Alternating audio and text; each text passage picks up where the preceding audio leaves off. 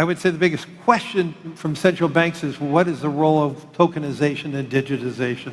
How quickly should they think about digitizing their own currency? What does that mean for the role of the dollar? If every currency digitizes and we have, what does that mean for bank payments? What does that mean for the payment companies like MasterCard and Visa?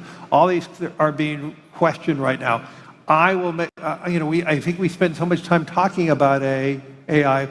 We're not spending enough time talking about how quickly we're going to tokenize every financial asset and the opportunity we're going to have a digital wallet and moving, ETFs and other things through a digital wallet. And I think that's going to happen worldwide very rapidly. And I think most countries are ill-prepared for that and underappreciate how technology is changing that, not unlike how technology is changing AI and other things. It will be changing the technology around the plumbing of finance. Bottom line is everything has changed. And the incumbents are like dinosaurs having to deal with an asteroid coming in at a low angle and changing the climate. I think that they're still like deer caught in the headlights. Stepping back at its simplest, I like to say, in the early crypto markets, when the asset lives in the ledger reconciliation what matters. When the asset lives in the law, it's the legal reconciliation that matters. So for 10, 15 years, we've been very focused on, how fast and what's the finality of settling this ledger. But again, the problem is in securities, the asset lives in the law. It doesn't live in the ledger. So at best, what we've seen is these ledgers that are, again, multi parties can reconcile them in real time, which is great. But they ultimately are just pointing offline, to a legal system somewhere else. So assets, securities, commodities, the rights and the title to commodities, these all live in the law and these all live offline.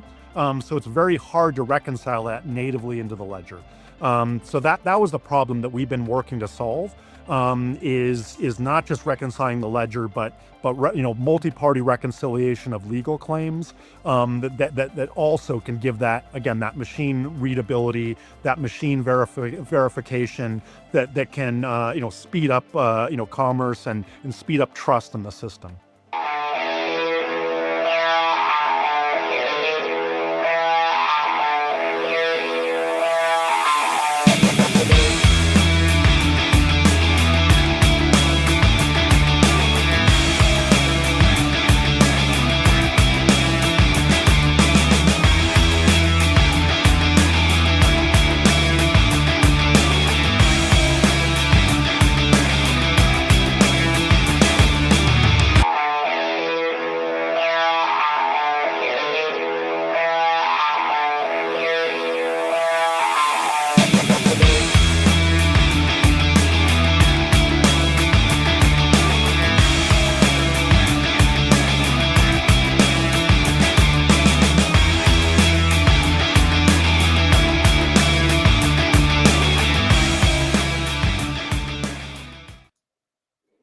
And good evening, everybody. Welcome to Steel News. I'm Vandersteel, and I just returned from a really exciting weekend. I was up in Washington, D.C., where I screened with some good friends, Sarah Conifani, Bobby Lawrence, and others, a movie called Birthright, Born Free, Live Free.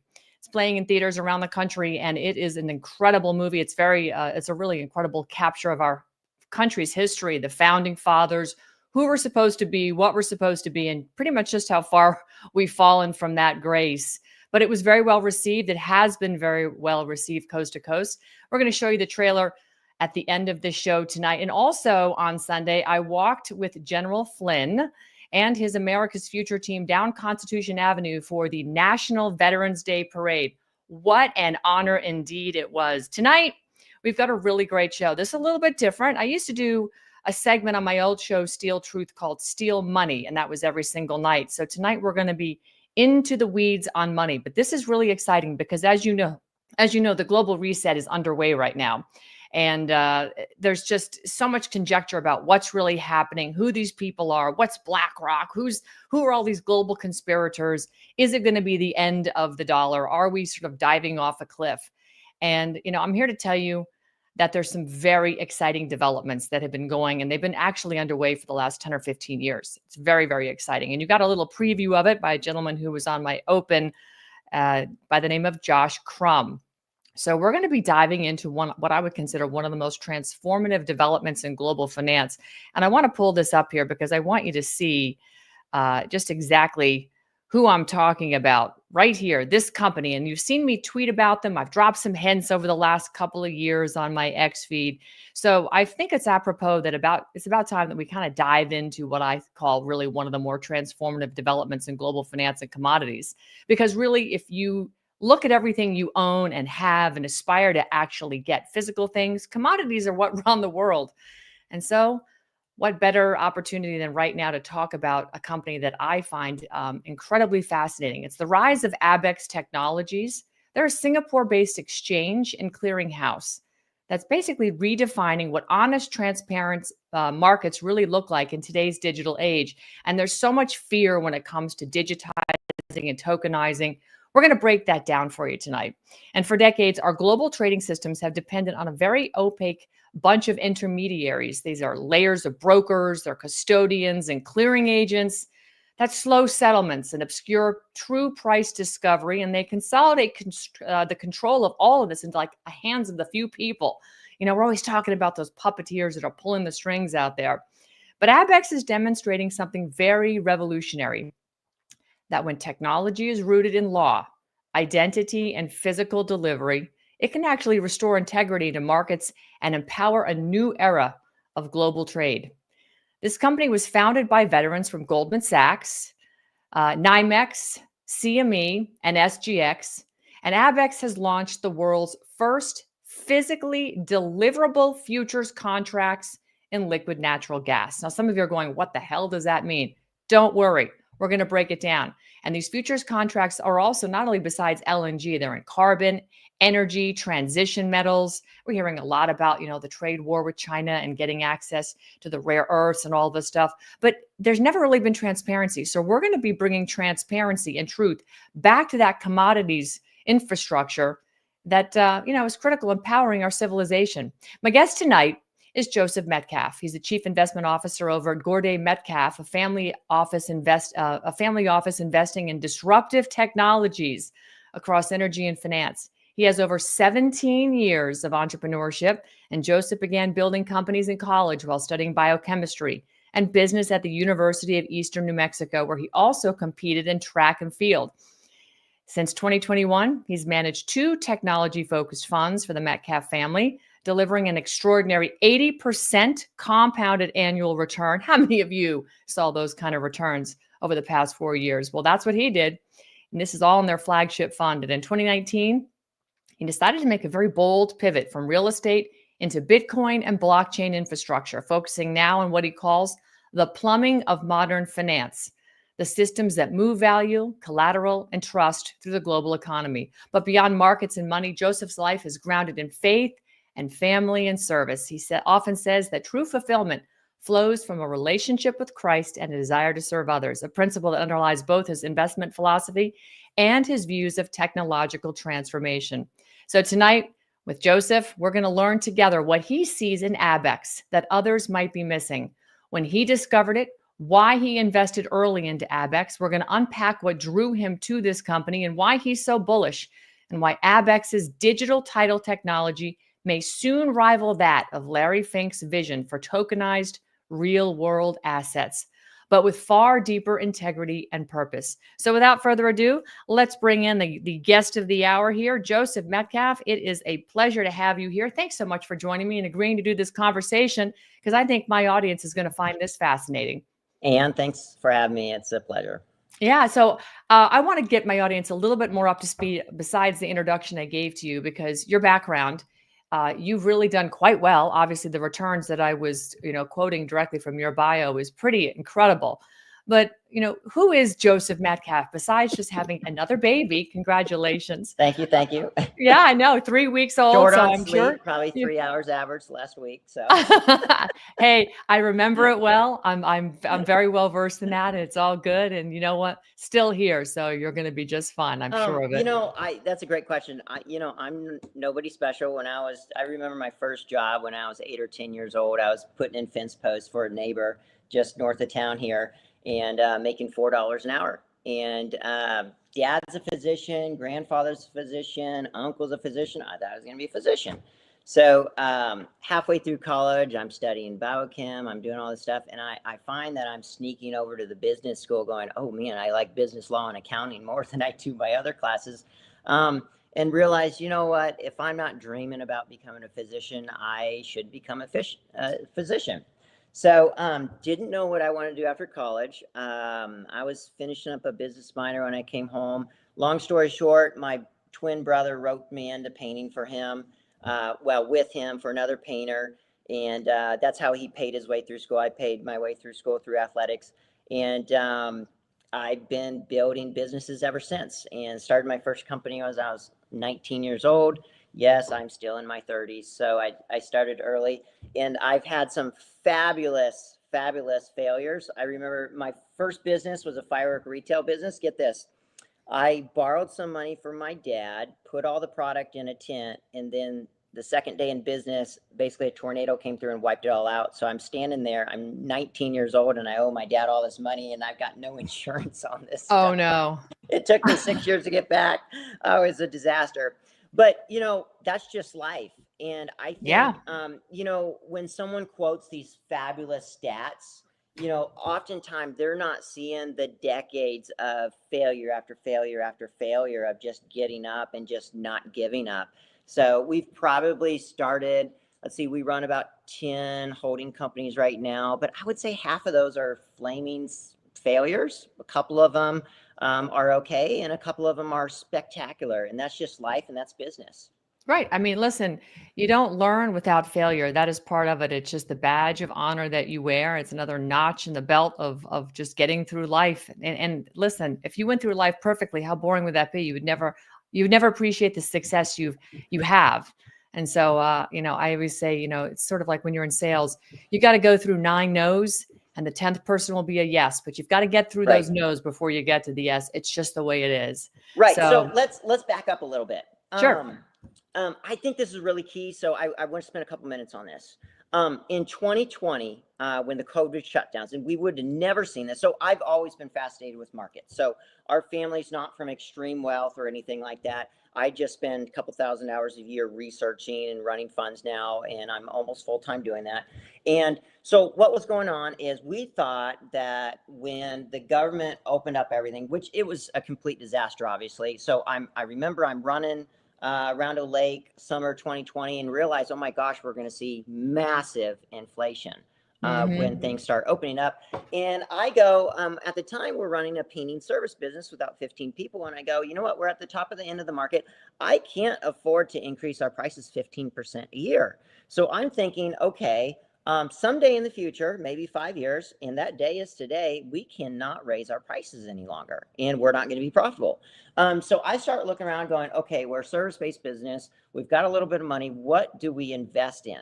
And so what I realized on that journey is, and this is what people are feeling at Walmart. And I'll be honest, you can't look at me and say, I don't have this problem too, because the way we structured our family funds is, our funds are legacy assets, and I get salary just like everybody else.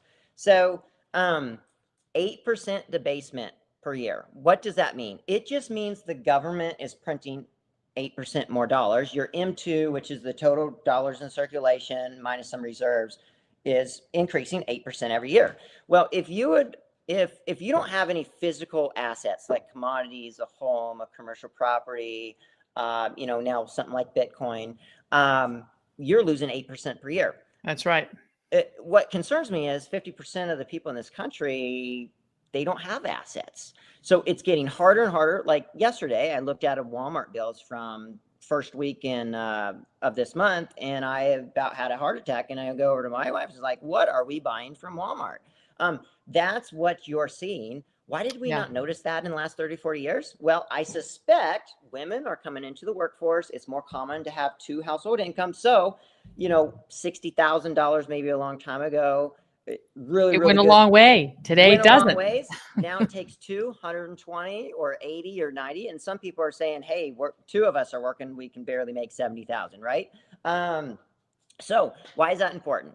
That's important because we were kind of in a pinch, or I thought we were going to be in a pinch and I wanted to avoid it. So we go, okay, we're obviously can't raise our prices that fast. What can we invest in that's extreme, that's disruptive, and that'll keep our asset base ahead? Okay.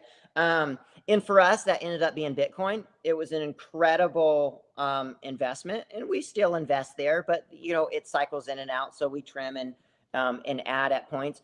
But if we didn't do that investment, we'd probably be out of business right now. Right. Because even this past spring, we were down hundreds of thousands of dollars, losing money like crazy, just because people weren't spending money on paint jobs. So that's kind of the onus. That's kind of where we pivoted. We were really, really focused on real estate, and then in 2020 realized, oh my gosh, we're focusing on the wrong thing. So if you look back, only 3 things are outperforming your monetary debasement, in my opinion. It's really, really key real estate, like on a South Beach. Okay, that's hard to afford. Right. It was Bitcoin, and then it was really disruptive tech, NASDAQ type stocks. And so that's kind of where we live, and that's where we focus on now. Well, thank you. You know what? You brought it home and you made it so digestible for the average American, which, doesn't, like you said, doesn't have assets that they can, set aside, watch it grow to counteract the debasement of the dollar. Like you said, 8% per year. I mean, what is the dollar down to 3 cents from when it originally was, first brought into circulation? We have 3 cents on the dollar. Yeah, and most people don't realize that. 97% That's right. debasement. Now, I'll say something really controversial right now. It's actually not a left or a right thing. They both spend massive amounts of money. And if you look at history, we can't actually do anything about it. And that's the secret. The only thing we can do is protect our money. If you look at, the Dutch was the reserve currency of the world, and then the British had it, and the British pound, and then the Americans. Well, basically, when you sign up to be the reserve currency of the world needs your dollars. We have to provide those dollars to them. We don't have a choice. We have to print, in their mind. And that's what we're seeing. So it's actually very predictable, but you know what? I get it. If you're not like a finance nerd, we all have our lives. There's just no way you can memorize everything and know that. Of course not. And, for those that follow the news, now that the Saudis are taking payment for oil and other things than dollars, it's now, left the market flooded with dollars because they're now selling it in the yuan and other currency out there. So we are the chickens have come home to roost, as they say. But and here's where we are. So I want to hone this in because this is I know I've been following this company Abaxx for 5 years now. And, I know that Josh Crumb has been working on this for a lot longer than that, the CEO of this company. But people in my audience have been hearing about the global reset, the great reset, and, all these names. And, there's all sorts of memes out there that'll, sort of poke fun at a lot of the figures in the quote, great reset narrative. But at the underpinnings of it all, as you just said, the dollar is debased. Our financial system is, sort of on its last legs. And there is a shift that's coming, and it's happening worldwide. The BRICS nations are using gold to pay off their debts to one another. In other words, when there's trade imbalances, they're settling their trade imbalances in gold. So all the BRICS countries have come together. And what I find interesting about that is, for the most part, the BRICS countries aren't at war with one another because they've now found a stable monetary system to trade with, being gold being sort of the underpinning of it. And they're using each other's currencies. And where they're short, they pile gold in to make it equal. So the thing of the matter is, commodities is what goes around the world. We have food, you have oil, you have metals, you have things to make stuff with. And if you're trading commodities, the old system wasn't very efficient in terms of tracking the commodities, getting paid when you bought and sold commodities. And of course, we know the SWIFT banking system, which is going away, was very slow. In other words, when you made a wire from my bank to your bank, it sat somewhere and somebody else's bank was making money on it for a few days before you got paid. So it was really hard to actually keep up with the speed of business based on the system that we've been running on for so long. So enter this company called Abaxx. First, I want to find out from you before we really break it down is when did you first learn about Abaxx and what initially caught your attention as an investor?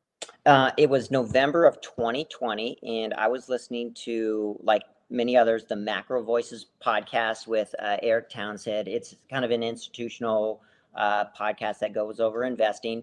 And I had never heard him stick out his neck before and say, hey, I did this investment in this business. It's going to go public to a reverse merger, blah, blah, blah. And it just instantly clicked with me because part of my job is to intake thousands of hours of research and look at different ideas. It just clicked. It just made sense. It was the business that I've been looking for years that I didn't know existed. Okay, I like it. So then let's talk a little bit about Abaxx and how it positions itself, because this is not, you talked about crypto, you talked about Bitcoin, basically saved your bacon, right? It was something that you were able to, get a great return on investment, as of millions of people that have been able to invest in Bitcoin. But Abaxx has a vision. It has positioned itself not as a crypto exchange, but as a regulated commodity exchange and clearinghouse. I want you to break that down because this is pretty significant in the fact that this company is recognized by Singapore's monetary authority. So let's first break down what is a regulated commodity exchange and what is a clearinghouse for those people that are not familiar with those terms. Great question. So you can own an exchange and not have a clearinghouse. We have both. Okay, so what are they? So a futures commodity exchange is basically like, I'm in farm country in Nebraska. So if I'm a farmer and I've got 10,000 acres of corn, I'm not going to harvest that 10,000 acres of corn and just sell it on the day that I finish harvesting. What I'm going to do is I'm going to what's called sell forward. I sell part of my harvest before I even grow it to somebody at a fixed price. And they tell me, hey, once you harvest in November, you need to deliver a quarter of your corn to me at a fixed price, blah, blah, blah. That's called selling part of your physical produce, product, whatever it is. In this case, it's, commodities with LNG, natural gas, all that stuff ahead of time. So basically we're risk management. They're a risk management company. So these major global players, what they'll do is a global player will say, hey, I'm producing all of this natural gas. I want to convert it into liquid natural gas, which is called LNG, put it on a ship, move it across the ocean and sell it to somebody else. So what they'll do is it's way too risky to sell that natural gas as it comes out of the pipe at the cost of the day. So what they'll do is they'll use a futures commodity exchange to sell a lot of that product ahead of time. Okay. So it's called hedging your risk. So let's give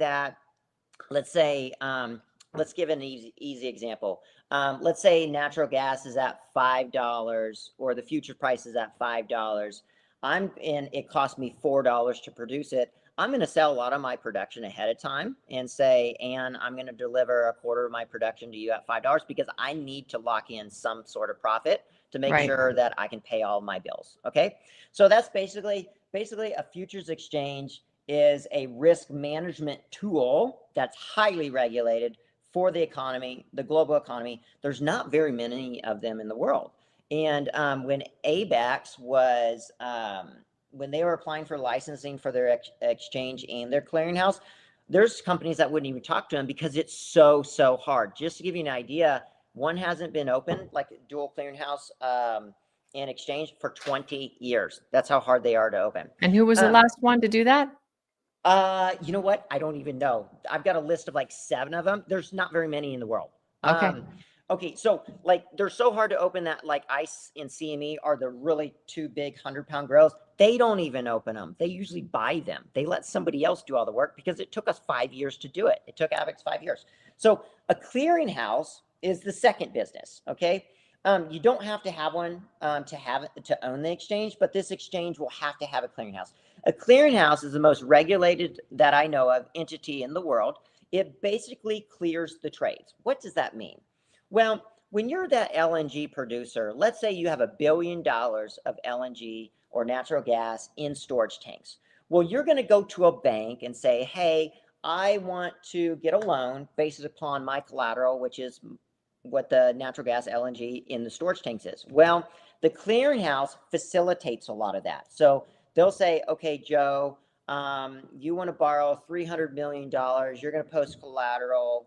I'm going to lock up that LNG or my collateral, which is US dollars generally, or US treasuries. The clearinghouse is going to facilitate it. It's going to be held at, a third party bank, and then, or held by a third party. And basically that clearinghouse is the middleman between the trade. So when I sell LNG to you, Ann, as soon as we close on that deal, the clearinghouse steps in between us and facilitates it to make sure both of us don't lose money. So they're basically your two pieces are your clearinghouse is the risk manager, risk meter of the economy, make sure nothing blows up and make sure everyone is following the rules so that when something bad happens, people don't lose money. Okay. Excellent. Thank you for breaking that down. I think you made it into lay speak so that myself, my audience can all handle this. I know there's some very intelligent people that follow what you do out there on X. And by the way, let's give you a little plug. Your X handle is at, let me pull it up here. It's at, what is it at, Joseph? Joseph T. Metcalf. Yep. Yeah, here we go. Let's just give you a little plug out here.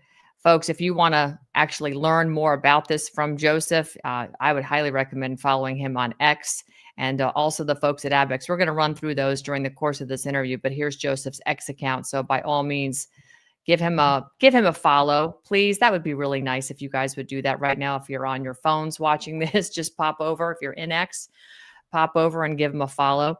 Okay, so let's get back to business here, because one of the things I find fascinating is the fact that, this business didn't start here in the US, which is really rather extraordinary. And it seems that the business, in terms of how they're going about organizing and coming around to the United States, has been going from east to west. In other words, they're cycling over in Asia right now, and they've basically been recognized. As you said, they're a regulated commodity exchange and clearinghouse, and they're recognized by Singapore's monetary authority. That's a really big deal. By the way, for anybody that doesn't know this, Singapore is sort of like the new banking and money capital of the world. And they're outside the United States jurisdiction, meaning that if you have assets held in Singapore and the United States government comes for your assets, Singapore tells them, so sorry, so sad, sign dad. They give them the Heisman and tell them bye, which is kind of cool from that perspective. So understanding that, they have the blessings of the Singapore Monetary Authority. Joseph, from where you're sitting, what makes this model revolutionary? Why is Singapore significant when it comes to US-based investors? Is it what I said, or is it more? Yeah, it's what you said and just a little bit more. I think Singapore, to your point, is positioning themselves to be the gateway to Asia. So what most people don't realize is more than 50%, I think it's over 60%, I got to look at the stats again, of global commodity trade is in Asia. Everybody wants to be in Asia, into trade in Asia. They're on China's doorstep. They're on Asia's doorstep. It's a neutral facilitation, and their port. So Singapore doesn't have really any natural resources that I know about, but their natural resource is really their location. So if you look in the port, you would see just dozens and dozens of tankers, LNG tankers, oil tankers, just going through the ports. It's so busy. And so years and years ago, the government decided, hey, we want to be the go-to place. We want to be inviting. We want to facilitate just a place where people can trade. So, most of your global firms have offices there now. And so what's really, really important is, it's a love-hate relationship, because right now the trading happens in Asia, but the collateral, the US treasuries, the money managers are in the United States, they're in Great Britain, they're in Switzerland, some of it's in Dubai. So it's really the West financing these trades in Asia. A lot of people are upset about that, and it's really, we'll probably talk in a little while. There's so much friction in how that's set up there. But I think it's good for both Asians and Americans and Westerners to kind of have that middle person to go back and forth with and be able to facilitate trade. I agree with you. And I mean, look, from my audience's perspective, we've talked about the City of London. We've talked about the Bank of International Settlements. We've talked about the international banking cabal, the Fed. That's not really it's not federal. The Federal Reserve is not federal, and there's no reserves. I think my audience is very up to speed on the crumbling financial infrastructure. But again, you have to have finances to buy commodities, and you have to have some way to move these commodities in a way that doesn't hogtie the seller and the purchaser, A, from tracking the commodity, B, from being able to collect money when you sell the commodity. And the nice thing is with Abaxx, and which we're going to talk about here, is that if I sell a tanker full of gas to you, Joseph, you have the opportunity to get paid immediately. And then because you're in possession of that, you can now resell that tanker to somebody else at a profit before it ever gets to wherever it's going. So the really cool thing is Abaxx does that in real time. So let's talk about this team behind Abaxx, because Josh Crum, I think, is absolutely brilliant. I love watching his videos. I've kind of geeked out on a lot of the stuff he's talking about. Joe Rea, the team. And in full transparency, I'm also an investor because I truly believe that this is the future in terms of facilitating global trade. And if you have clear, simple trade, you can prevent a lot of wars just from where I'm sitting. And I'm not saying Abaxx is set out to do that. I'm just saying that myself. I look at, when you have countries that trade easily and they can settle their debts easily, there's really no friction, right? It makes it all very simple. So Abaxx includes these heavy hitters from Goldman, NYMEX, CME, people who literally built the infrastructure of global trade.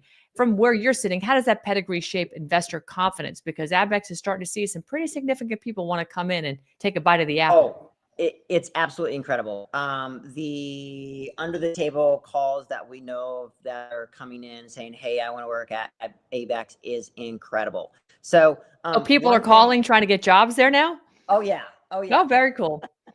I can't comment, but very, very high profile people. I think you're going to be seeing some hires in the future. I suspect that you're just going to be blown away with. So basically, here's kind of how it's structured. And the reason why Abaxx is so confusing is it's just a confusing business. So the parent company is actually in Canada. Josh Crum, who's a Goldman alum, who's been in metals trading all his life in commodity space, is the CEO of the tech company. The tech company owns the Singapore-based company.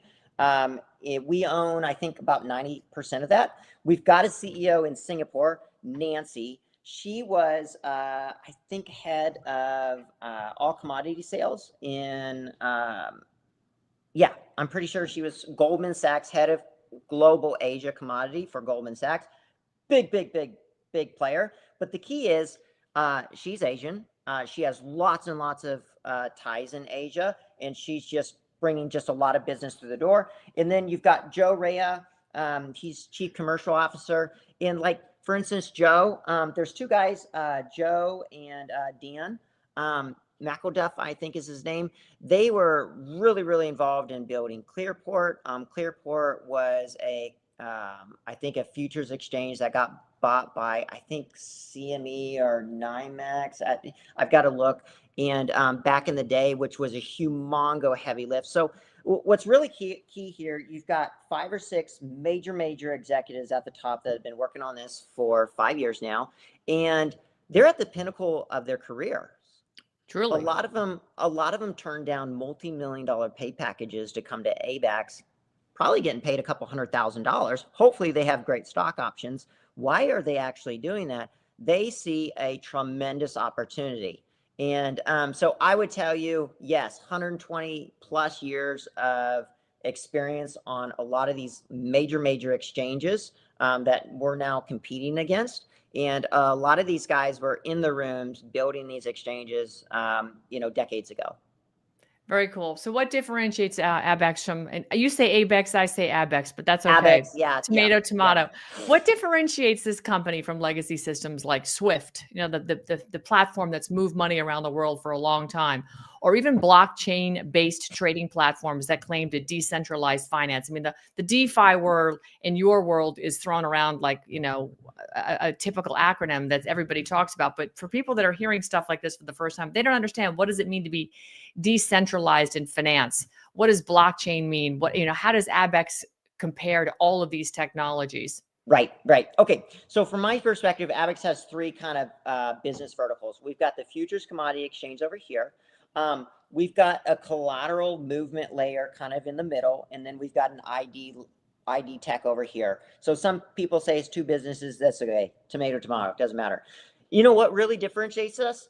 We built everything using cryptography, just like a lot of the blockchain companies did, but we built it to the current regulations. No one else in the world did that. I think we're the only ones right now. And it's virtually an impossible task to do. And it took virtually 8 years. They rebuilt a lot of the systems 3 different times. And what does that enable us to do? Well, let's start with the exchange. ICE and CME, they're both $90 billion companies. They've done a phenomenal job. They're virtually printing presses financially, but they haven't updated their systems in forever. And what I'm realizing that I'm hearing on the street is people don't like them. Old systems. Well, Okay. old systems. Here's what happens. If you and I are counterparties on a trade, we're chatting back and forth on one of their systems. They capture all that information, just like Mr. Google or Mr. Facebook. Oh, no. They can trade against it. They can sell that information. Oh, They no. see everything. People are so tired of it. And so what differentiates us is what Abaxx does is they've got what's called, gosh, where do I even start with this? Basically, their tech stack is built on the cloud. So that's new number one. It's built using cryptography, so it's extremely secure. When a trader goes in to log in, they don't even have your password. And that's where we're moving towards. So if someone wants to hack the data that Abaxx has, Abaxx doesn't have any data on you and me trading on their platform. They don't. Right. They just have a little bit of KYC, know your customer regulatory data. Why is that really important? Because, Ann, you and I, if no one's spying on us and we can trade back and forth, yeah, I'm going to go there. Right. It just It's makes none of their sense. business. It's none of their business. Exactly. Yep, it's none of their business. So how they built it is the way you log in, zero knowledge proof. Don't have time to go into the tech though, but they don't have your password. When we're chatting back and forth, it's encrypted on either side. We secure, like I can house all the chats on my server. I can use, AWS or somebody. There's also a vault where we can share like bill of ladings. We can sign documents on there. Everything's secure. Everything and what you don't realize is when an LNG ship comes into port, oftentimes the bill of lading shows up after the ship has come and gone.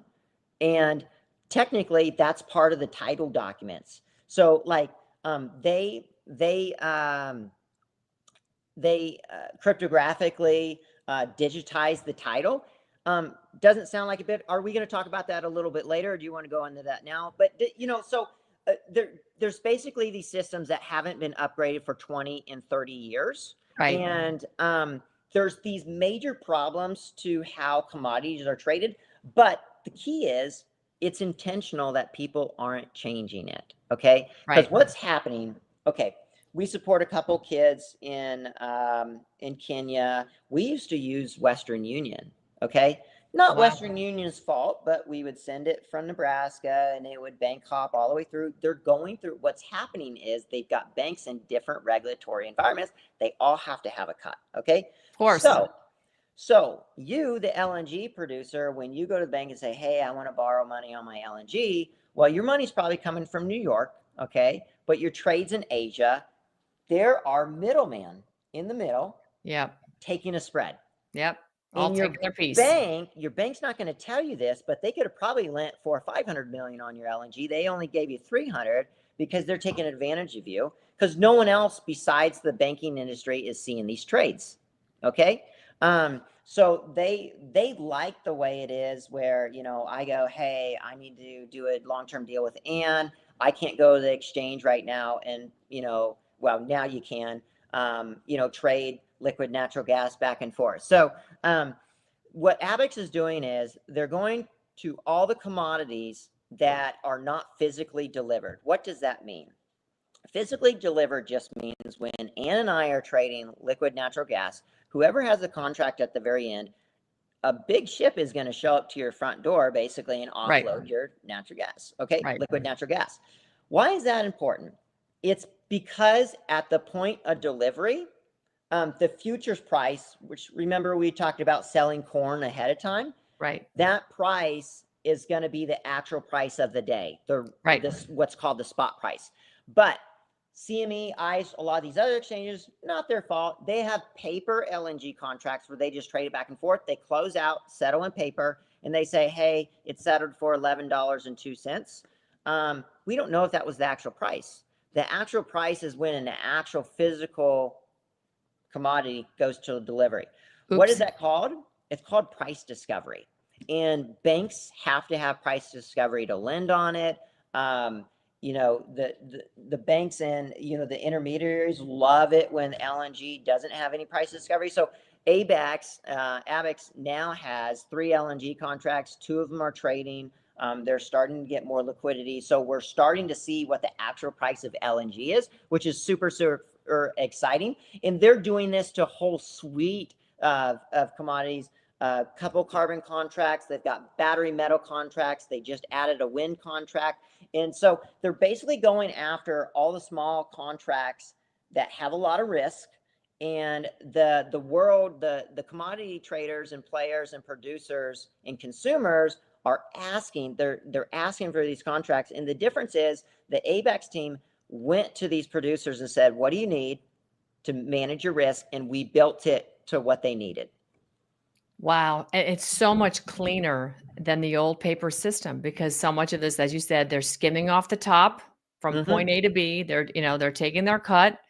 I mean, anybody can relate to that. That's wired money. You know, you expect that your wire, somebody wired you $1,000 and it takes 3 days to get there. And you're like, why did it take 3 days? Well, because it sat in a bank somewhere where they skimmed interest off it until they got it to you. They could have sent it to you instantaneously, but no, they're not doing that. And Abaxx allows you to actually move those payments quickly back and forth so that, like you said, if I wanted to buy a contract or a tanker of LNG from you and I got it at you know, at $100 and I have another buyer that I know of that'll buy for $120, $125, I'll flip it. But I can get paid immediately and send it, you know, I can pay you and then get paid immediately, literally in seconds. It's not complicated, but the old system has got to go. So Abaxx, yeah. So let's talk about the second business that you just touched on. And this is Sure. what really, really excites me. So a futures commodity exchange, most profitable business out of exchanges, and exchanges as a group are some of the most profitable businesses in the world. Why is that? Because the infrastructure is extremely expensive to build. And so if you fail, that's, you know, millions and millions of dollars. Like I think it took Abaxx like more than $50 million over 5 years to get the licenses. Where did I get this wrong? I'm investing this based upon a futures commodity exchange. I didn't realize what they were building as well is, you know, these new systems that enable the futures commodity exchange lets you do some very, very valuable things that I didn't realize could happen. So you talked about T0 settlement. What does that actually mean? So that basically means when I borrow, let's say I have $1 billion of LNG, I want to use a loan to sell some or buy some on the futures exchange. I put up collateral. I can basically move my collateral around the same day. Right now, because of these sideload jurisdictions, it Right. takes days to get your collateral through. Everybody, to your point, is getting a cut. So originally I thought, okay, we can just move collateral on the Abaxx network, which is really valuable just in Singapore. That's actually not what's happening. So they've been asked to recreate this all over the world. So what I envision, what I think they're going to be doing is, you know, they'll have trading hubs all over the world. And me as a trader can move collateral from Asia to the United States, to Europe, to the Middle East, to India, same day. Why is that really important? Well, if I'm locking up $1 billion of collateral or borrowed money, you're cutting out all the middleman. Why is that important? It allows the commodity people to be more profitable, therefore bringing down prices for the rest of us. I think this is going to change. You know, to a non-financial nerd, moving collateral at T0 may not sound like a big deal. No one in the world has ever been able to do it. So how are they able to do this? And this is real nerdy thing. And no one in the world has been able to figure this out. So moving collateral is just like writing a check and sending a check. So what did they actually do? And this is where I got it wrong. They actually created the first digital check in the world. They're the first to it. So you can imagine, oh my goodness, they're building this futures commodity exchange. They're telling their investors that they can T+0 move collateral. Well, now we can move anything, anywhere in the world at the speed of light. Okay. So like right now, there's 5 global institutions. Can't mention the names because it's not public. They're all household names. We're doing pilot. Abaxx is doing a pilot with them, and they're tokenizing money market funds and gold funds. Why is this really, really important? Because these major money market funds, there's about $7.5 trillion of US dollars in US money market funds right now. Wow. They can tokenize those and move them around really fast. Why is that really, really important? It's really important because the promise of stable coins like blockchain, they told us, hey, I'll send $1,000 to Tether, and Tether is going to give me $1,000 of USDT, and then I can zip it around the world and move around. Well, they told us, and I didn't know this until this year, which tells you a lot because I've done over 1,000 hours of research in this place, and I didn't even know this, that institutions could move money that way. They can't move money in that way. And the reason is it's a loan. So when I send my $1,000 to Tether, they send it back. If Tether were to go bankrupt, my $1,000 would be zero because they got my money. That's right. They got my money. And they're saying, hey, we can tell the regulators it's just new tech. They can audit us. Well, I still have to trust them. So that's okay for retail. It's not okay for these institutions, because if they get their $1 billion locked up in some sort of scandal and maybe they get it back eventually, well, they needed that money for a margin call or to operate their business. They don't care because they're out of business. So here's what Abaxx did. What Abaxx did is they attached digital cryptographic title to the actual money. Okay. So everybody's trying to do this, and no one can do it except for us, as far as we know now. So when JP Morgan says, so wait, when you say digital cryptographic title, I want people to understand, if you're moving a shipment of copper, right? You've now titled it so we know who actually owns it. Yes, there you go. Yeah, so if the issuer, let's say you tokenize that copper shipment, if the issuer were to go bankrupt, it still has Ann Vandersteel's signature on that she owns it. Okay. Right. And it can be read. We know where it's come from, and it can be read instantly. Okay. How are they able to do this? It's because when you tokenize that, just to tie it together, their ID++ technology, basically how the traders were logging in, cryptographically, the computer knows it's you. So when you sign that, it has to be you, because I've heard of horror stories where, someone signed a DocuSign and it was the assistant. It wasn't, the actual decision maker. And we started spending money, and oh no, too bad, so sad. Well, they've made this where you have to have so many credentials to be able to sign these, where, it has to be that person that actually signs it, because only that person has so many credentials. So it's just like when you sign a check, and I send you $100,000 check. Let's say I was drunk, even though I don't drink that much. Wake up the next morning. Wait a second. You have $100,000 check. We're going to go to the court, dispute it. And Ann's going to get one of those special people to, I don't know what they're called, look at the signature and go, oh no, that's your signature, Joseph. Same thing when you walk into the bank and you wire money, your ID, you got to fill out all this paperwork. Where's the money going? Where's the money? Okay. So why is this important? It makes all that null and void. You can just send the dadgum check, and you can send it in one day. This is, unfortunately, I can't mention like stock price or anything. This is the biggest deal in the world. When I found out about this, you better believe that, well, I can't even say that. It's just so valuable, you can't even value it almost, because our whole system, we move, I think it's like $42 trillion of value almost every day around the globe. That stuck like $42 Right. trillion is in this system where we're using it as collateral, we're moving it around. And That's the global economy you're referencing. right now we Yeah. can move it instantly. It's Right. Move it instantly. incredible. Exactly. It's incredible.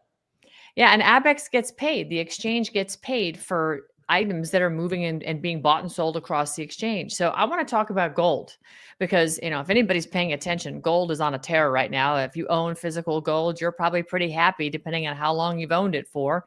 If you don't own it, I suggest you probably, I'm not giving financial advice. I'm just saying what I would do. I'd buy more because gold is, it's real money, unlike this green stuff floating around that is, probably toilet paper is worth more than the green stuff that they're printing at the moment. But I digress. So Abaxx has launched gold contracts. It's launched LNG and carbon physically deliverable contracts this last year in 2024. They launched nickel. Lithium is coming. But let's talk gold because that is probably one of the sexier ones besides gas, which powers Asia, liquid natural gas. Tell me about gold. Why is gold so exciting to be trading and contracts on Abaxx? Okay. And this is so key because I believe, I don't know this to be certain, investing is just doing a lot of due diligence and figuring out, okay, what's going on.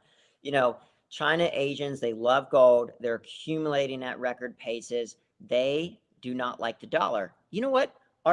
Ever since we censored Russia and kicked like 3 of their major banks off the Swiss system back during the Ukraine war, everyone, even our allies go, oh my gosh, can we trust the United States? We got to dump these treasuries. So people have been using treasuries as collateral in futures commodity exchanges and other exchanges. We think they're going to use gold. Well, Abaxx launched a gold kilobar contract in June of this year. Why is that really important? Because in the West, we deal kind of in these 100-ounce bars, different bars. Well, Asia does these kilobars. It's like 32.27 ounces or something like that. We've got the only contract outside of Asia, only Western contract basically with gold kilobar. When they launched, and we don't even have approval for U.S. traders to trade us yet, we're growing at basically 100% every 30 days in volume right now, or we have been. Wow. It's just taking off. So right place, right time. So Can you say that one more time? You're going at 100%? 100% in volume, basically. And it goes way up, way down. Every 30 days. I mean, I just want anybody who's a business owner right now, just stop and take it in what you just said, Joseph. This company, Abaxx, is growing at 100% every 30 days in volumes on their business. Think about that as a business owner, whether you make shoes or you build houses or furniture or whatever it is you're doing. Imagine your business growing by 100% every 30 days. That is staggering.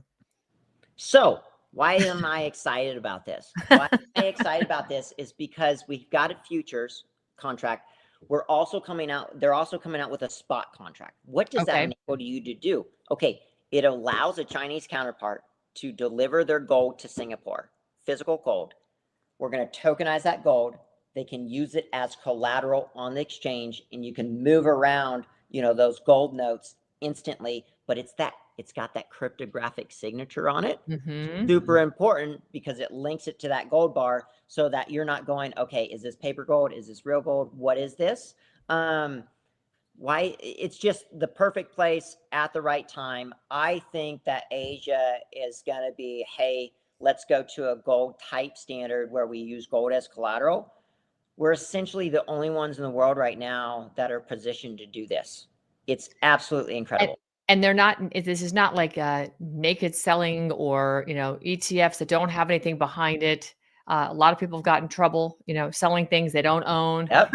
Abaxx, everything it's all tied, digital title. So like you said, you tokenize gold. There's a digital title to you, Joseph Metcalf, as the owner. And when you use it as collateral, because Joseph has $1 million in gold, just for this example here, not saying it's real, but if you have $1 million in gold, now you have collateral to leverage for you to go and buy and trade other things because you actually physically have something. So this is real. I see so many opportunities because, we just saw President Trump pitch the idea of a 50-year mortgage. I gasped when I saw that. I thought, oh my God, How the heck is anybody ever going to pay off a house, and your house is going to cost you so much more? But I also understand, and sadly, in today's interest rates, everything it's necessary, I guess, because you can't even afford the interest rates on a house anymore. I mean, it's just you can't afford to buy a house, so you need to like get smaller mortgage payments. I guess you got to go 50 years to get a smaller mortgage payment to be able to afford just the house payment if you really want to own something. It seems just so incredible how screwed up everything is. But that being said, why is the fact that you've got contracts in nickel, gold, lithium carbonate, the energy contracts, LNG, why is this significant in terms of the energy transition and the global economy? Is Okay. energy the next big thing that everybody's really focused on right now? Could energy be the new money system, in other words? Right, right. So China's kind of has us over the barrel as far as processing goes. They How do got you mean processing what? well, okay, let's say you get nickel out of the ground. It's got to get processed so we can actually use Okay, it. you're talking about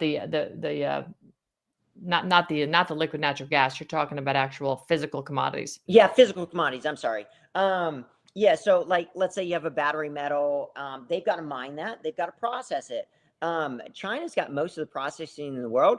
They've been building at record pace for 30 years. It's almost impossible for us to catch up, but we have a humongo, opportunity here to be the person that actually prices those commodities. So, this is just a tremendous opportunity for North America to say, hey, we know that you've got us over a barrel as far as the processing it, but we get to price it.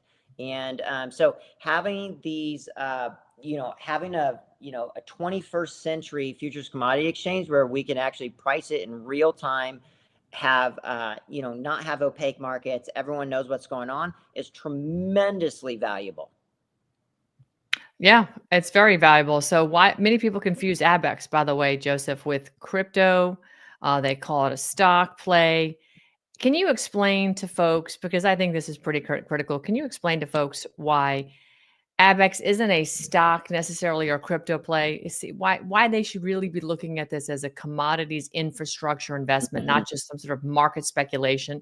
Because there's a Yeah, lot of Apple's a stock, Nvidia is a yeah. stock, all these stocks, but Abaxx, it trades on the stock market. It trades currently on the over-the-counter exchange in Canada, the OTC. In fact, I just had it. Where did I just pull it up here? Let me Yeah, show it you used to this. be the Neo exchange and they got bought out by the CBOE. And that's part of why, if I would thought like by now that the stock would be multiples higher right now, but a lot of investors can't get access to the over the counter markets. So Right. that's I think that's probably one of the key milestones that'll be for next year. If I were to guess, they would be listing on, a big board exchange like NASDAQ, somewhere in the United States.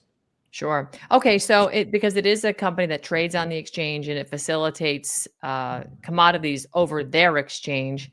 Explain why you see this as a commodity infrastructure investment, not market speculation, not a crypto Right, right, play, not right. a Great true question. stock play. Great question. Okay, so it's a little bit confusing because the same cryptography that allows like, Bitcoin or allows Ethereum or allows Solana, that same type of cryptography allows Abaxx to build a lot of these systems. I've done thousands of hours of research. 99 out of 100, probably even worse than that, of these cryptos are going to go to zero. Okay. And, there's startups from, there's a lot of cool projects out there, Bitcoin aside, everything else is, a speculative, startup, which is fine. A lot of them are going, some of them will make it, most of them are going to go to zero. But, the difference here is we are a financial infrastructure company that built to current regulations. So it's really, really confusing, but basically crypto, you've got this blockchain that looks like a Walmart list ledger. Everybody can see the trades on it. Okay. Right. Complete transparency. Okay. That's great if you want to audit it and everyone wants to be completely transparent.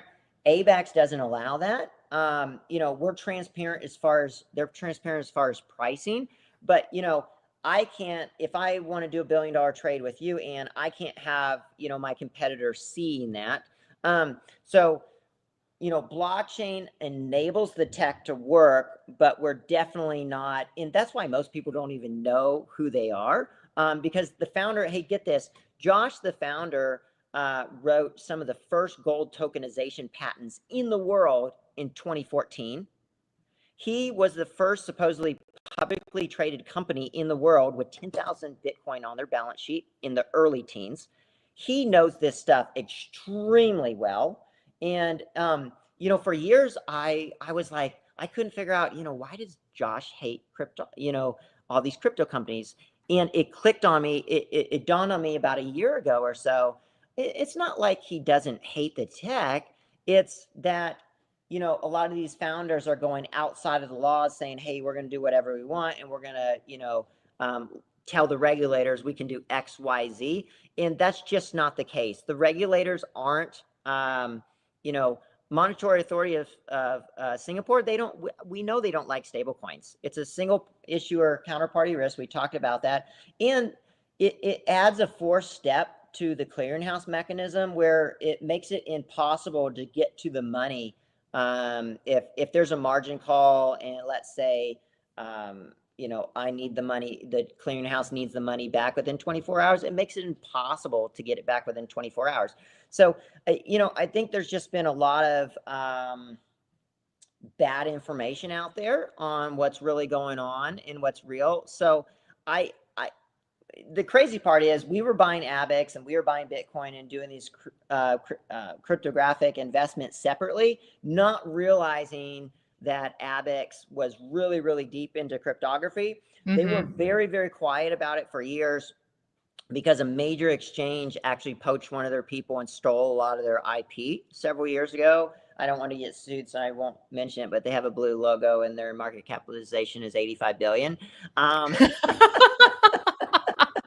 Anyways, so yes, it's not just a pump and dump. If this was a pump and dump company, these are Goldman guys, they're towards the end of their careers, they would have dumped the stock on us years ago. Right. And every time they've raised money a handful of times, probably 3 or 4 times, every time they do it really thoughtfully, try not to water us down. They just did a raise with a strategic investor, one of the largest funds in the world, most powerful families in the world. And I just super, super excited. These type of players, if you would look at who owns Abaxx, BlackRock's got some, Vanguard's got some, Wellington has some, it's public that the Rothschilds has some, large families like Friedlands and Lundins. Do they have like a majority share or what's their stake in the company? That's a good question. So if you would go online, the stake of some of these funds is like 500,000 shares, which, is not a ton of money to these, multi-billion-dollar funds. And there's about, I think, like 35 to 40 million shares total. So you're looking at a small percentage. But if you look like 10%, 8%, like what are we talking? Yeah, probably around there. But okay. we estimate that institutions as a whole, because there's a lot of privately held institution types and family offices, high net worth people that don't have to file, the SEC paperwork, so you don't know their owners. But I've been told internally that it's between 60 and 70% of the stock is actually owned by major players. Some of them want to be known, some of them don't want to be known. That's good and bad. But when you look at the investor list, it's just a who's who investor list. And these players don't typically buy, especially with private money on some occasions, unless they think it's going to be the infrastructure of the future. And this is where I'm going, because we are going through the global reset of all sorts of things, from the medical side down to the financial side. And in this conversation, we're talking strictly in the financial side. Our dollar system and how we pay for things is blowing up in our faces. As we just established, the dollar's down 97% since it first hit the ground running and printing. So we are really in a bad situation when it comes to the hockey stick of hyperinflation here. And we are also, we're not the darling that we used to be on the global stage. And so we have got to get our affairs in order, and we've got to find a way to maintain privacy. And the reason I have this post up on the screen here, this comes out of Josh Crumb's X account, and he retweeted Naomi Brockwell because this is where he is fundamentally. And I've heard him say this over and over, and he's posts about this, but privacy isn't about hiding. It's about choice. It's about dignity. It's about deciding for ourselves who gets access to our data and under what circumstances. When that choice is taken away, so is a piece of our humanity. So, I mean, this is the guy who's the CEO of this company. He does business with people like Larry Fink of BlackRock and some of these other big players out there that, my audience will say, oh my gosh, these people are the ones that buy everything and they're, own nothing and be happy. Well, from where I'm sitting and what I've seen Josh Crumb do, he is about making sure that everybody gets to benefit from this. And the first thing you got to start with is, how do you keep what you do private? And how do you, but stay legal, but stay private, because frankly, it's nobody else's business what you're doing. Yeah. And I respect that because frankly, our founding fathers were all about that. So, and you know what? That's a really key point, because your audience may be like, hey, futures commodity exchange, that's great. How does that apply to me directly? Right. Well, that ID++ tech that underscores the exchange, you can use it for a lot of different things, and you can use it actually for consumer applications.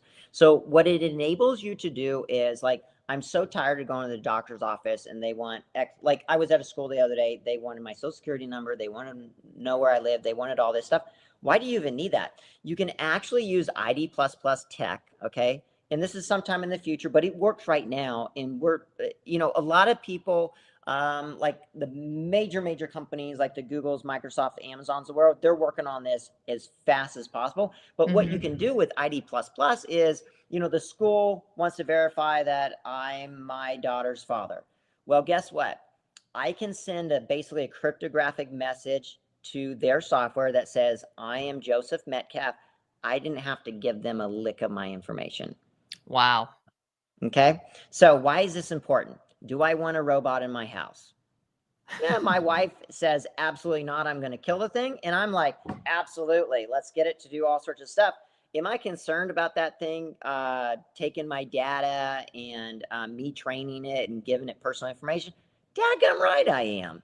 Right. What you can do with ID++ is, I see it as a layer between, robots, AI, technology stack. It's a protective layer between my data and them. And I choose what information I want to release. Okay. So I don't know if this is, I know this is on their roadmap. I don't know. I know Abaxx has a really good shot of just dominating this space in, the futures commodity market and in finance. Right. The difference is, your Facebooks and your Googles, they're working on this, but they're walled garden, and I don't know if they have your best interest in mind. Well, I don't think so. And what I like about this technology, from where I'm sitting and what I understand, if I want to transact on the internet and I want to pay for something, and whoever I'm, buying from says, well, I want to make sure it's really you and Vandersteel, they can verify this with ID++. But what I'm taking away from ID++ is that information is not getting sold, so that all of a sudden I'm going to start getting advertisements. If I bought a lamp, I'm not going to get 50 other lamp ads that are popping up because they just saw me either, buying something from somebody. They're just not selling the data. It's kept private. No I'm more allowed phone to verify numbers, no who more I am. emails. Yeah, no more emails. Words, none of this spam. I'm so over the emails. Yep. I had to create like 3 Yahoo accounts to buy things on the internet, so the spam all goes there, because every time I give them my real email, I have to throw it away and start over. So I would tell people, the opportunity here is tremendous. But Yeah. I'm super excited to support this company, because I really believe in transparent pricing.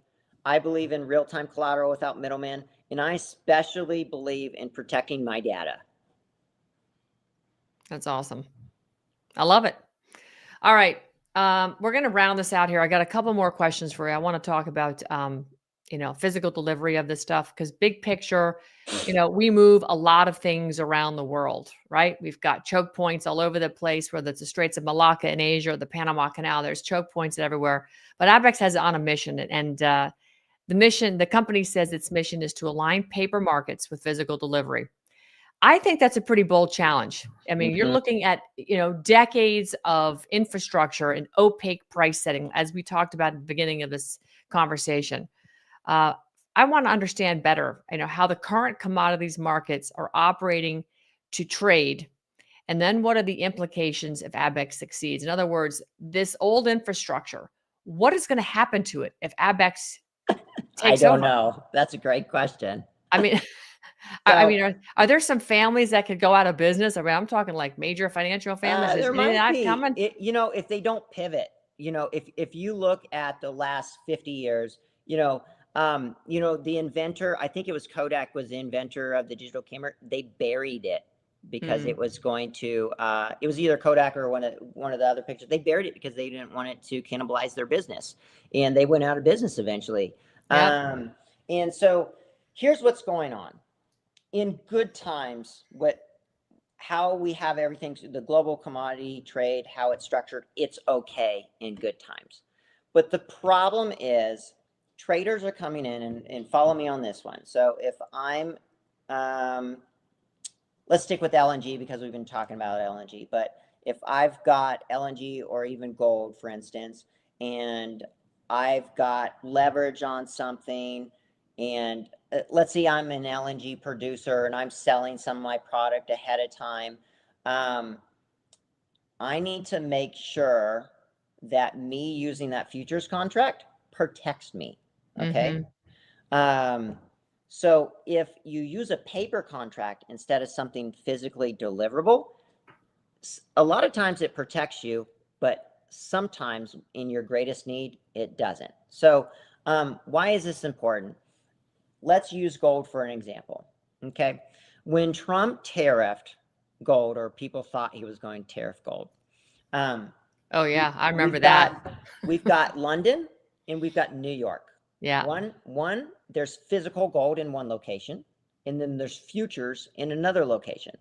Well, what the traders were doing is, okay, if I own gold, I also sometimes buy a futures contract to hedge my risk. Let's say I want to sell some of that gold in the future. So let's say gold's at 3,300 at the time. Okay. So I've got Mm-hmm. spot gold. I might buy or sell a contract just to protect me a little bit if gold were to go up and down. Well, Trump walks in and he tariffs gold. What did that do? Everyone freaked out because Mm-hmm. what did that actually do? It slapped a premium on the actual gold, Right. throws these two contracts out of whack. So what people had to do is they had to deliver gold, put it on a ship or a plane, whatever, from London and drop it in the United States. Okay. In those times of really, really stressful times on the market, your futures curve, they call it the futures curve. So your pricing of those contracts doesn't protect you on the physical side. So basically, they should kind of mirror each other a little bit like this. Well, we Right. saw this humongous spike. Okay. Why did that happen?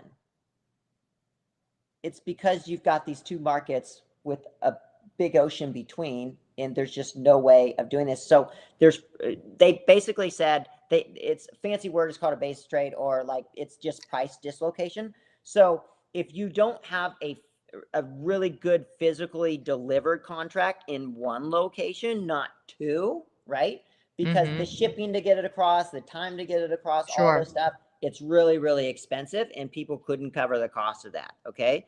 So, so in these times of major upheavals or something happens, a supply shock, if you don't have a contract where you can go out in the futures market and say, hey, I want to buy or sell, you're not protected from that. So let's say liquid natural gas goes way down, like it was trading in the United States, I think under $2 for a long while. It might even be under the cost of production.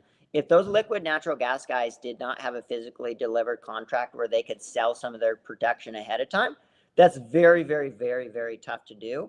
Right. They might lose a lot of money. So what they've been doing is they've been going, say, hey, Joseph and Ann, let's not trade in the market. Let's just do a one-off deal. It works okay, but not great, because we don't know the true price of that natural gas, because you don't know the true price of anything unless you trade it back and forth a lot. Right. So hopefully that wasn't too confusing. I know it's so confusing. But basically you've got a physical market and you've got a paper market. The paper Right. market is just trading back and forth. You can make up whatever price you want. It's not linked to the physical world. Okay. If you can link it to the physical world, you can actually protect yourself using these contracts. And so that's where the humongo opportunity is. And a lot of these, in their defense, like ICE and CME, they have contracts, and they have some physical contracts like West WTI oil, LME for copper, COMEX has a gold, Henry Hub for natural gas. I can't believe they didn't go after liquid natural gas. So there's this humongo opening, when we're talking about energy transition. Some people would say, hey, I don't want carbon in the atmosphere. I'm more along the lines of, we can't burn oil forever because we only have so much of it. But we have a lot of natural gas. It's only about 3% of the global energy consumption right now, but it's growing rapidly. But it's 40% less carbon than burning coal. So it's very, very clean. Right. Oh, I mean, a lot of buses around the cities are LNG buses. I mean, it's true. They don't smell. They don't put soot out there. So yeah, I'm all for that. And again, we're using what is coming out of the ground anyway. And I mean, I know they call it fossil fuels, but let's be honest, it's a renewable also. I mean, the earth is always making more oil and more gas. It just is what it's doing. It's grinding the rocks down there, and it's not dinosaurs. That's nonsense. Okay. As an early investor, and again, I've been putting this up on the screen. I'll do it again while you're talking because I don't want anybody to construe you as giving financial advice here. But hang on a second. I want to take that up, put this up here. Okay.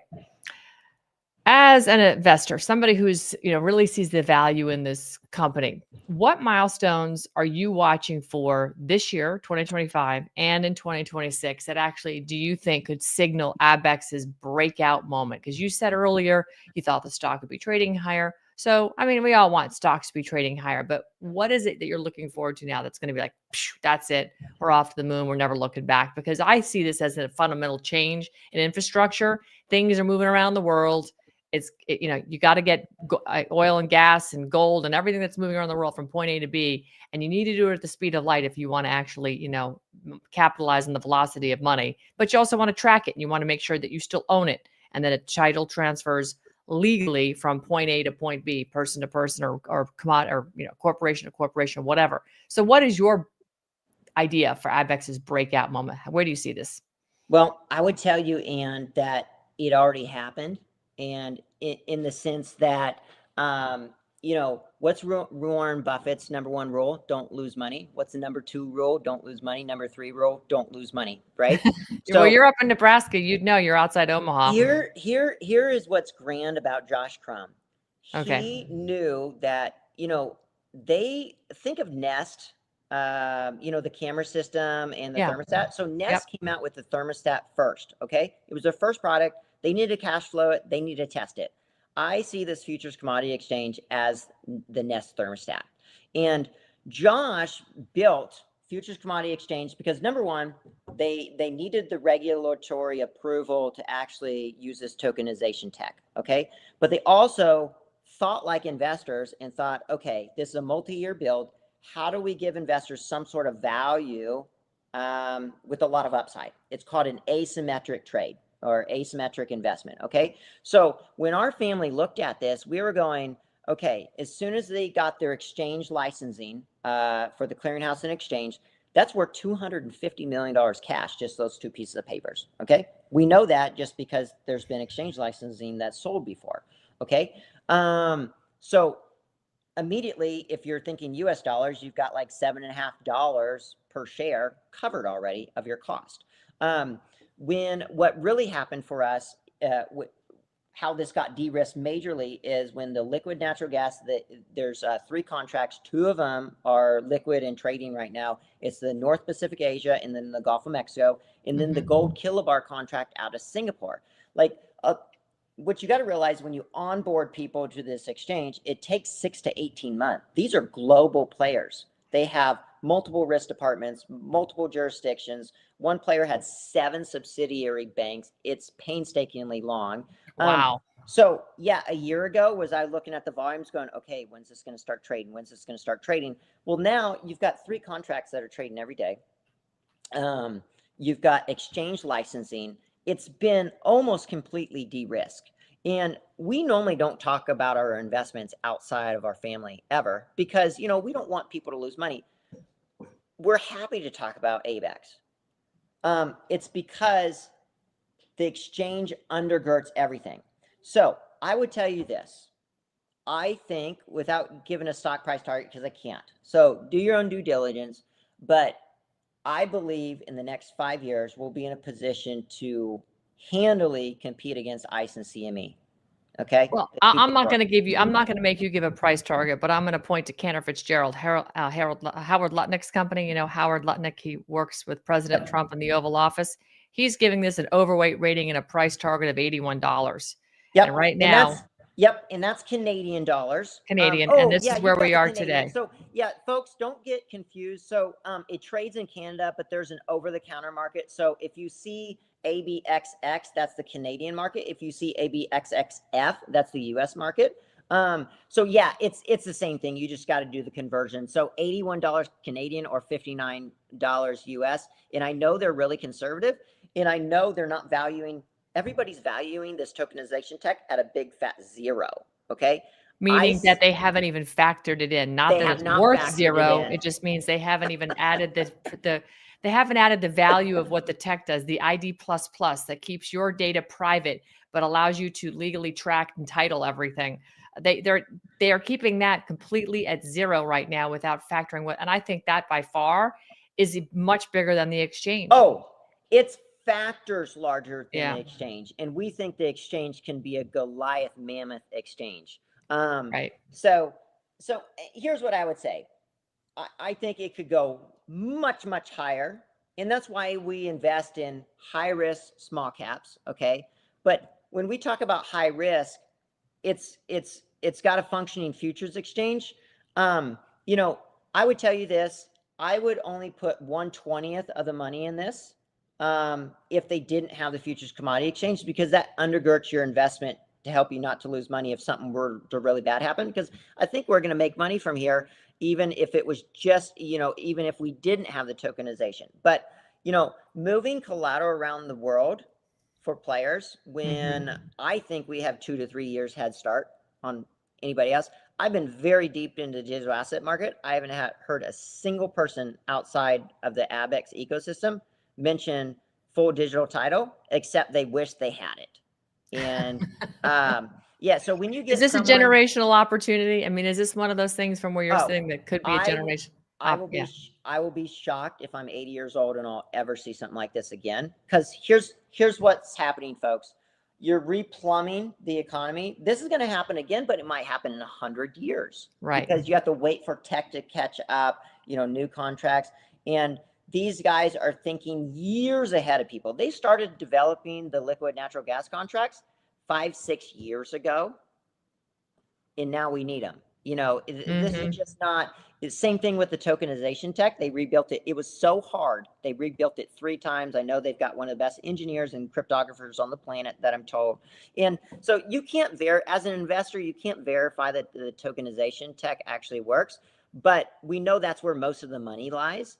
But I sleep really, really good at night because this futures commodity exchange is, you know, it's going to be profitable. You know, their first earnings call, I think, second earnings call for Q3 is coming up in like a week or so. So I just, you know, coming full circle to that 8% debasement, I would tell you that if our family, myself included, didn't have at least a little bit of money, and this is not financial advice, a little bit of money in plays like this, we would be substantially handicapped. And yes, you're right. It's democratization of investing. And I think tokenization of a lot of investments, getting just everyday people on the road, you know, on the street, access to these investments, because it's not fair. That report that you referenced, That's for Cantor Fitzgerald's 100 million plus clients. That's Right. behind a very strict paywall if you would want to read that report. And, power to them, but, this company should be private. They should not be public. I am just so grateful. I think probably Robert Freeland or the Lundin family or one of these founding families, pushed to have it public. And I get this. I think they probably thought it would take like 3 fewer years to build, which is why it's public. Well, it's public. It gives you, everybody else a tremendous opportunity to take advantage of this. Yeah, Because I if they weren't agree. public, we couldn't invest in it. I agree. And this is like you said, this is replumbing the infrastructure to Yeah. trade what moves around the world, which is commodities. You have to have a commodity. Look, your computer you're sitting in front of right now is made up of a bunch of commodities, and so it is what it is. That coffee cup you had is a commodity. You have to have stuff. Commodities represent stuff, and you got to move it. And now you can move it, and people can get paid quickly. They can track it. They can trade it over and over before it gets from point A to point B. So for people that want to make money moving commodities, they can move it at the speed of light now, as opposed to these paper things. And you can be in total legal standing with all regulatory agencies. It just unlocks everything. Because if I wanted to, let's say the chair behind me was really valuable, I could tokenize that and use it as collateral somewhere. Boom. And so, Ann, when you say on X, let's get physical, it's so important because I believe we're coming into a multi-decade run where really, we just came out of an era where, we're financializing everything in the United States. And yeah, a lot of people made a lot of money doing that, but we're going back to the roots of going, who actually has the power? When we can use 15% of our rockets defending Israel in only a couple of days, and we can't reproduce them fast enough, or China's got the metal we need to reproduce those rockets. We need to get back to let's get physical, the basis. So the crazy part is, when people hear Abaxx Technologies, they go, it can't be true because they're solving so many problems. They're solving futures commodity problems. They're solving physical problems, the collateral problems, and your ID. Well, your privacy. You need all of those pieces to have a fully functioning 21st century exchange. It's the Nest thermostat. I think they're going to come out with camera systems and all sorts of other stuff? Absolutely, they will be. Yeah, Abaxx is only going one direction, to the moon. Joe Metcalf, what an honor to have you. What a treasure. I'm glad I tracked you down on X. That was pretty extraordinary. I've just been sort of sniffing around to see who else is out there. The 29ers, you want to just mention quickly what the 29ers is? Because I think that's a pretty elite group of people. Oh, and I don't want people to think that, but I meant it in all the best ways, not snobbing, but it's people that have just got grit. They've, they saw something in Abaxx and they stuck with it. So yeah, and to my point, like when Josh made the decision, hey, it was spring of 2022, the stock went from like, I don't know what it was at the time, like $7 to like $1 or something. Because they made a decision, hey, let's build this from the ground up. Let's not use anybody else's tech. And so there's a group of early retail investors that are extremely smart and has done a lot of due diligence. They kind of had the nickname of the 29ers. It came from Josh saying, hey, there's a group of people that really want to have, by 2029, we want to have really clear market structure. We want to have good pricing. We want to have the ability to curb carbon if we need to, and some other things. And so that's kind of where that came from. But yeah, just a really, really good group of guys and gals. That's awesome. Really cool. Well, this has been really enlightening. I appreciate you taking the time to break this down into lay speak, because some of this stuff is just not ordinary conversation for people that are typically used to watching what I present. Yep. But I think it's important that we get this out there because the plumbing is being replumbed around the world, and things are changing. There is a great reset, and you can be a part of the great reset if you get a bite of the apple now. I mean, and if you want to, I encourage people, if you want to find out more, Investor Cubed is contracted, Neil Simon, to field questions. They're really, really good. I can get you his information. Abaxx has contracted with them. And, you can go to the Abaxx Tech website or the exchange website. It's investors.abaxx.tech. or info@investorcube3.ca. And Neil will be more than happy to answer your questions. That's why they're there. And this is an extremely complex business. And I would tell you 5 years ago, don't touch it. It's way, way, way too high risk. But, we just invested. I started with personal money, then brought on family money as they hit certain milestones, as it became de-risked. And I really believe we're in that gray area where we're essentially almost fully de-risked, but people don't know it yet. And that's just a beautiful place to live in. It is a beautiful place to live in, and I think this is the future myself. I'm building smarter markets, right? They say it's a great tag. They've got a great podcast, Smarter Markets. Yeah, let me put a plug here. The tokenization thing, it's really, really tough to understand. If you go to your Apple, iTunes, whatever, they've got a Smarter Markets podcast. You can kind of choose and pick what to listen to, but the last 4 episodes have been about token and ID. Mm-hmm. Believe me, I'm pretty good at this, and I had to re-listen to a couple of them several times in a row. So if you're interested in this and you're just trying to get caught up to speed, that'd be a great place to start. Okay, fair enough. Really appreciate your time today, Joseph. Thank you so much. I mean, truly, you're just a lovely, lovely man. Congratulations on your new baby. And I hope to meet you sometime. If you're in Florida, you just give me a shout. We'll grab something to eat. We'll talk some Abaxx. Cool. Hey, Pretty thank you so much, Ann. Have a wonderful evening. Yes, you too. Thank you. Wow, that was fascinating. Truly. I hope you guys got a lot out of that, because I think what we're witnessing with Abaxx isn't just the next speculative frontier. It's the next generation of market architecture. For decades, right? We've had trading systems and infrastructure that's relied on opaque intermediaries, delayed settlements, artificial layers of control. Abaxx is demonstrating that technology, when rooted in law, identity, and physical delivery, can restore the integrity to markets and empower a new era of global trade. For the past half a century, nearly all global trading systems, whether for commodities, currencies, or securities, have been governed by centralized intermediaries. Remember those guys that take stuff from you as it gets from you to the person you're sending it to? These middlemen are the custodians, the clearinghouses, the data vendors, the correspondent banks that sit between you and me, the buyers and the sellers. Their function has been to provide trust while they're taking a little bit here, taking a little bit there, to guarantee that the trades settle, contracts clear, and payments arrive. But that trust has come at a cost. 1, opacity. Price discovery often depends on private quotes or self-reported data rather than transparent, auditable trades. For example, as we talked about tonight, much of the liquid natural gas and carbon markets have relied on assessed benchmarks, a price that someone calculates based on what they're told the market's doing, rather than what's actually being traded on an open exchange, not actual deliveries. So Abaxx solves this, right? Delays such as settlements and clearinghouses can take days because ownership, collateral, and counterparty identities have to be verified manually through multiple intermediaries. That locks up trillions in idle capital, and it creates that systemic risk. Abaxx ID++ solves that problem. I mean, this is what I mean. When you talk about moving, commodities from point A to point B and transferring that money and making sure that you know who's got what, who's on first, as they say, Abaxx does it at the speed of light.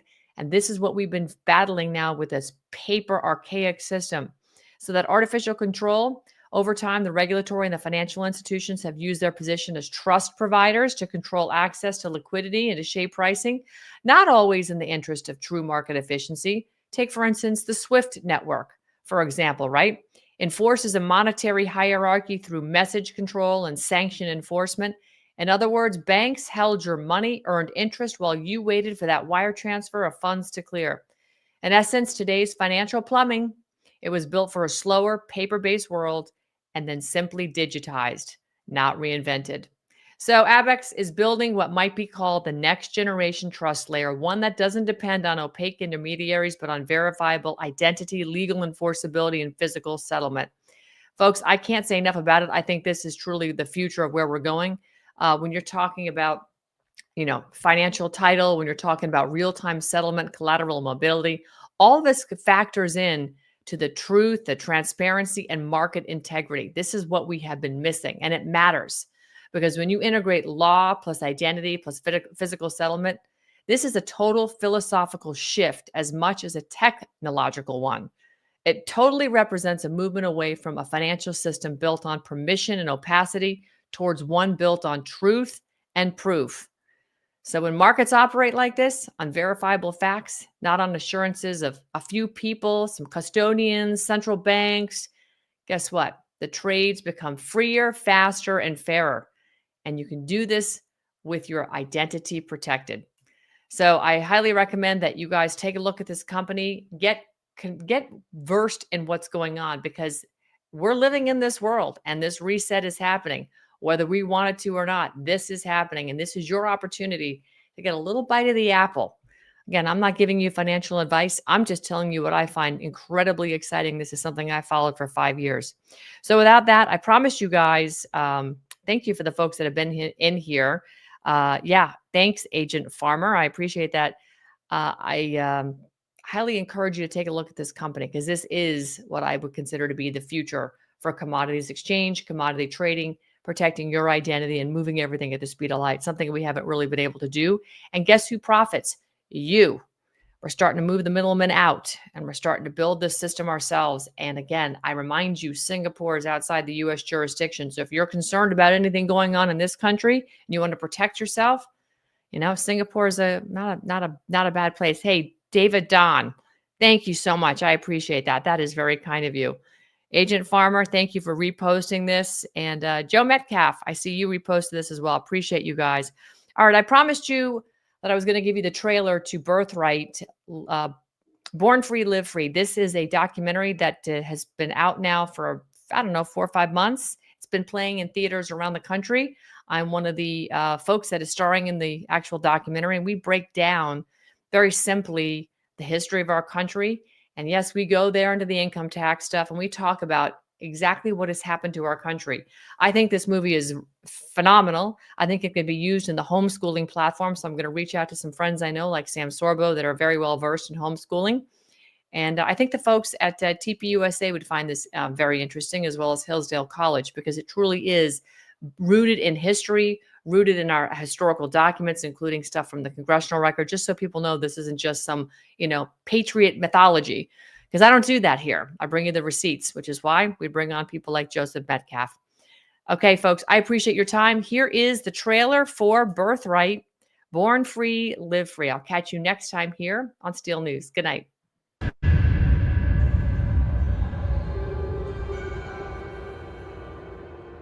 True government is all about one thing and one thing only. What is the will of the people?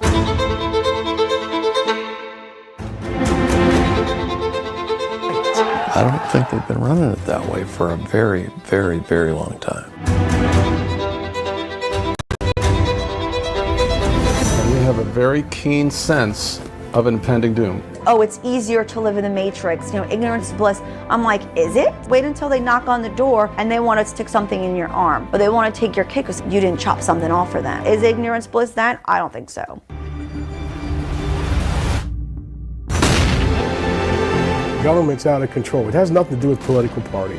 Government stopped doing things to secure our freedom and started doing things to us to take away our freedom. They've been talking about how the United States is a democracy. We're a constitutional republic. The Constitution requires a republican form of government for all states, but does not mention democracy, and neither does the Declaration of Independence or the Bill of Rights.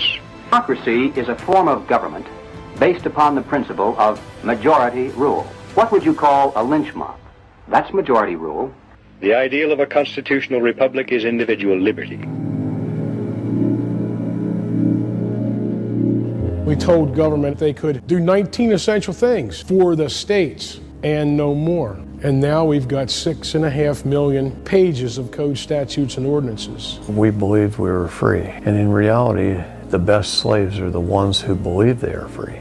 The law is whatever the powers that be in power happen to say it is today, and it may change tomorrow. A birthright is anything that's given by God. It's unalienable. That means that no lien can be placed upon it.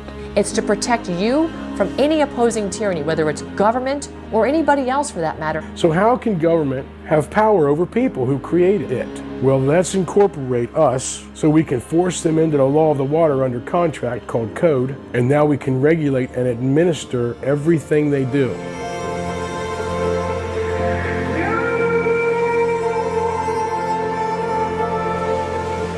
There is a higher law that dominates the entire world. It's called the law of the water, maritime admiralty. So all governments can regulate is the commercial activities. Between the states, but they've misconstrued it and they've pushed it all the way down to regulate commerce between you and your neighbor. Could you go fishing, hunting, cut hair, and did you need a license? No, you didn't need licenses. The United States Code, I mean, there's, I think, 52 titles, and each book is massive. You don't know what the law really is, right? They are swimming around in their admiralty law over there, their rules, codes, ordinances, statutes, and they've trumped our Constitution. And we don't even stand up for that.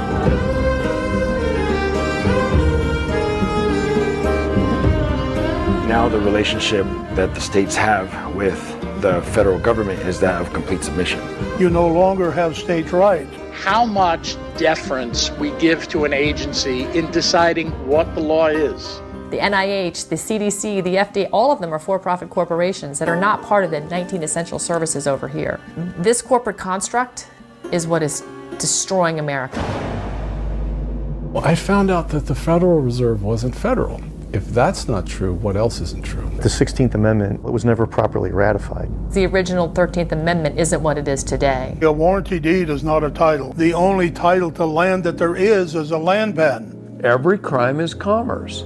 You're looking for someone who committed a crime, but you're saying it's worth $1 million. How does it have a monetary value if it's a crime? This one thing, the law, controls every aspect of our life, and yet they don't teach it to us.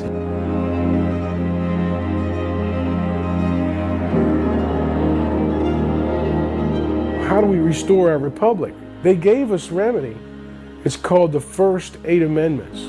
We have a God-ordained civic duty to stand up and defend the Constitution, defend the liberty, the freedom that God gave us. These are our rights, and we're trampling on them. My greatest hope is that we do the things necessary to reestablish our constitutional republic.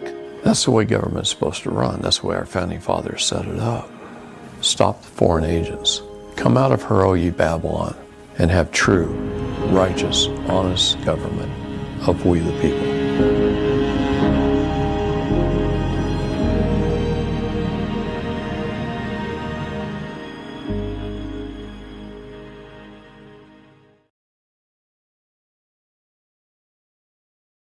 This election is filled with promises of tax cuts that will go nowhere.